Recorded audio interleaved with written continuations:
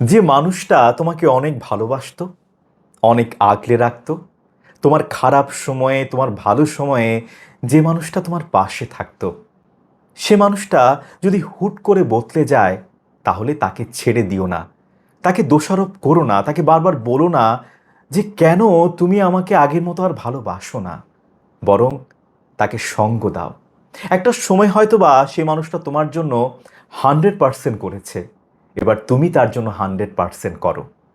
তুমি যদি এতটা ভালোবাসার পরও সে মানুষটাকে দোষারোপ করো, নিজে তাকে সঙ্গ না দিয়ে, সময় না দিয়ে, তার মন কেমন আছে এটা জানতে না চেয়ে তুমি যদি বারবার তাকে কমপ্লেন করো তুমি আগের মতো আর নেই কেন, তাহলে সেই মানুষটা উপলব্ধি করবে তুমি নিজের সুখের কথা চিন্তা করো, কিন্তু আরেকটা মানুষ, অপর প্রান্তের মানুষটি কেমন আছে তা নিয়ে তুমি অতটা চিন্তা করো না।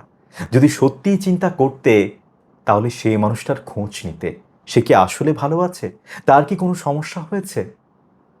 তখন তুমি সত্যিকার অর্থে সেই মানুষটাকে মানসিকভাবে সাপোর্ট দিতে। একটা কথা সব সময় মনে রাখবে, সম্পর্কের মধ্যে এমন উত্থান পতন থাকবেই। একজন যখন একটু ডাউন ফিল করবে, আরেকজন তাকে সেই কনফিডেন্সটা দেবে।